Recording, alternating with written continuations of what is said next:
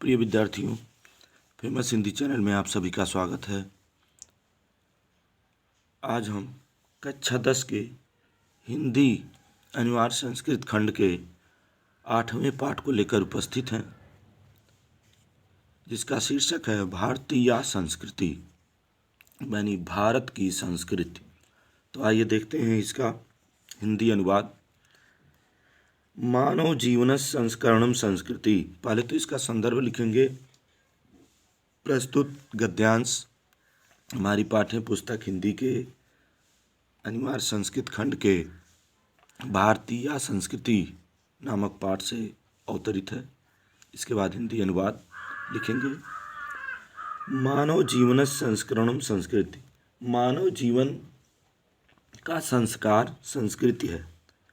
मानव जीवन का संस्कार संस्कृति है। अस्माकं पूर्वजा मानव जीवनम संस्कृतुम महानतम प्रयत्नम अकुर्वन्। हमारे पूर्वजों ने मानव जीवन को संवारने के लिए महान प्रयत्न किए। पुनः एक बार देख लीजिए। मानव जीवन संस्करणम संस्कृत। मानव जीवन का संस्कार संस्कृत है। अस्माकं पूर्वजा मानव जीवनम संस्कृतुम महानतम प्रयत्नम अकुर्वन्। हमारे पूर्वजों ने मानव जीवन को संवारने के लिए महान प्रयत्न किए थे। उन्होंने अस्माकं जीवनस्य संस्कारणाय यान आचारान विचारान च अदर्शयन् तत्सर्वम् अस्माकं संस्कृत। उन्होंने हमारे जीवन के संस्कार के लिए जिन आचार और विचारों को दिखाया, वह सब या वे सब हमारे संस्कृति हैं। हमारे पूर्वजों ने, यहाँ से देखेंगे, उन्होंने हमारे जीवन के संस्कार के लिए जिन आचारों और विचारों को दिखाया, वे सब हमारे संस्कृति हैं। आगे देखिए। विश्वस्य सृष्टा ईश्वर एक एव इति भारतीय संस्कृते मूले। विश्व के रचयिता ईश्वर एक ही हैं, यह भारतीय संस्कृति के मूल में है। विभिन्न मतावलंबिने विविधय नामाभि एकम एव ईश्वरम भजन्ते। विविध मतों के मानने वाले या विभिन्न मतों के अनुयायियों ने अनेक नामों से एक ही ईश्वर का भजन किया। या पुनः देख लीजिए इसको। विश्वस्य सृष्टा ईश्वर एक एव इति। विश्व के रचयिता ईश्वर एक ही है। भारतीय संस्कृति मूले, यह भारतीय संस्कृति का मूल है। विभिन्न मतावलंबिने विविधय नामाभि एकम एव ईश्वरम भजन्ते। विविध मतों के मानने वालों ने विविध नामों से या अनेक नामों से एक ही ईश्वर का भजन किया है। या इसको आप ऐसे भी कह सकते हैं कि विभिन्न मतों के अनुयायी अनेक नामों से एक ही ईश्वर का भजन करते हैं। अग्नि, इंद्र, कृष्ण, करीम, राम, रहीम, जिन, बुद्ध, ख्रिस्त, अल्लाह इत्यादीनि नामाभि एकस्यैव परमात्मने सन्ति। अग्नि, इंद्र, कृष्ण, करीम, राम, रहीम, जिन, बुद्ध, ख्रिस्त मतलब ईसा, अल्लाह इत्यादि नाम एक ही ईश्वर के हैं। अग्नि, इंद्र, कृष्ण, करीम, राम, रहीम, जिन, बुद्ध, ईसा, अल्लाह इत्यादि नाम एक ही ईश्वर के हैं। तम एव ईश्वरम जना गुरु इत्यपि मन्यते।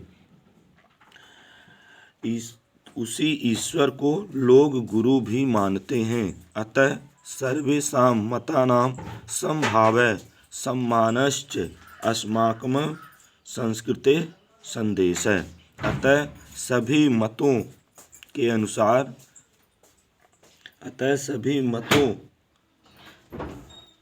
का समभाव या मतों के साथ समानता का भाव और सम्मान हमारे संस्कृति का संदेश है। पुनः देखिए। उसी ईश्वर को लोग गुरु भी मानते हैं। अतः सभी मतों का समभाव और सम्मान हमारे संस्कृति का संदेश है। आइए आगे चलते हैं। भारतीय संस्कृति तु सर्वेषां मतावलंबिना संगम स्थली। भारतीय संस्कृति तो सभी मतों के मानने वालों की संगम स्थली है। भारतीय संस्कृति सभी मतों के मानने वालों की संगम स्थली अर्थात मिलन स्थान है। काले काले विविधा विचारा भारतीय संस्कृतो समाहित है। समय समय पर अनेक विचार भारतीय संस्कृति में आ मिले। ऐसा संस्कृति सामासिक संस्कृति, यह संस्कृति मिली जुली संस्कृति है।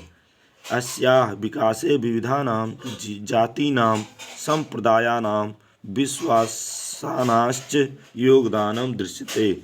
जिसके विकास में अनेक जातियों, संप्रदायों और विश्वासों का योगदान दिखाई देता है।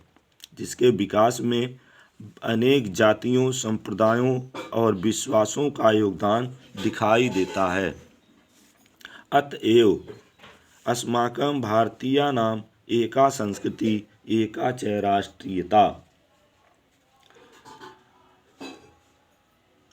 अतएव हम भारतीयों की एक संस्कृति और एक राष्ट्रीयता है। सर्वे अपि वयम एकस्या संस्कृते उपासका। हम सभी एक ही संस्कृति के उपासक हैं। एकस्य राष्ट्रस्य च राष्ट्रीया। एक ही राष्ट्र के नागरिक हैं। यथा भ्रातरः परस्परं मिलित्वा सहयोगेन सौहार्देन च परिवारस्य उन्नति कुर्वन्ति।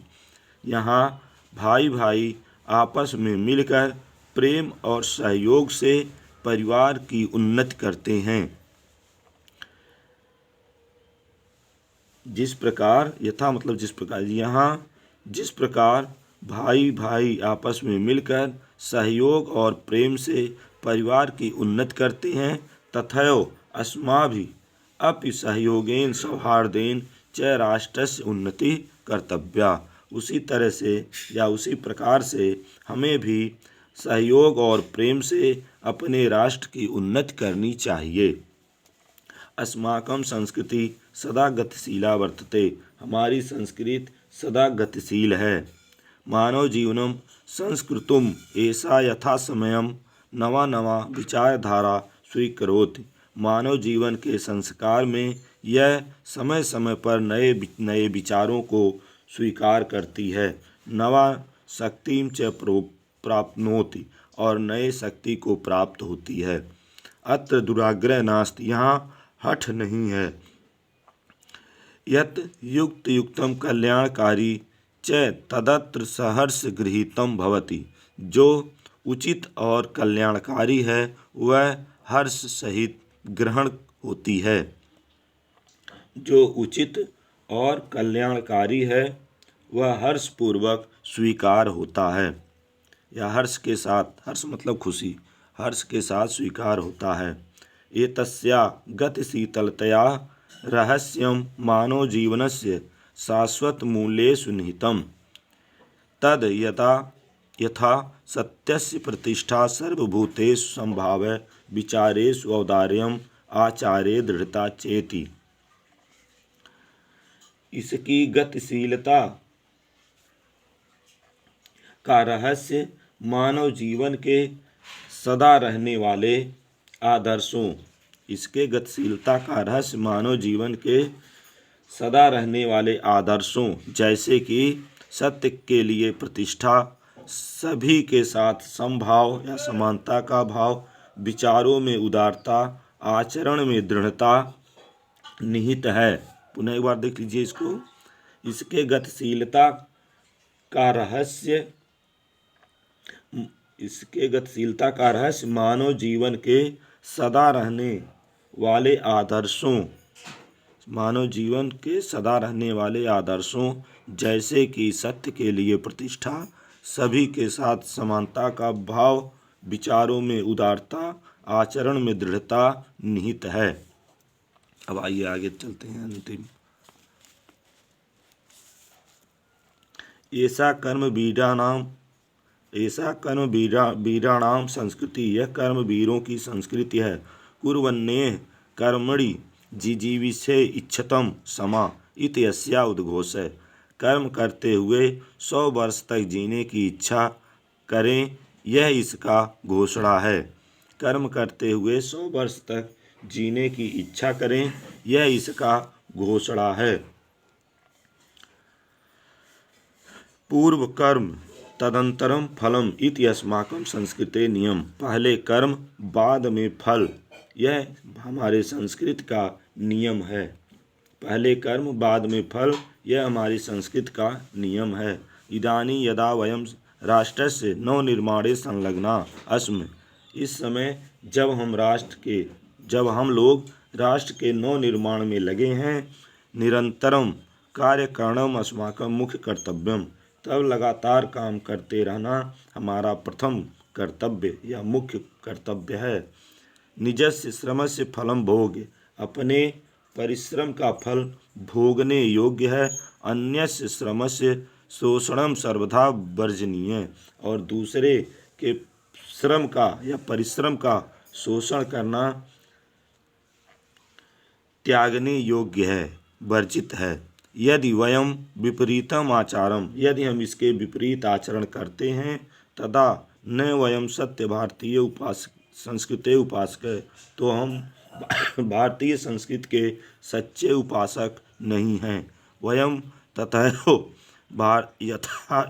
यथार्थ भारतीया यदा अस्माकं आचारे विचारे च अस्माकं संस्कृति लक्षिता भवेति।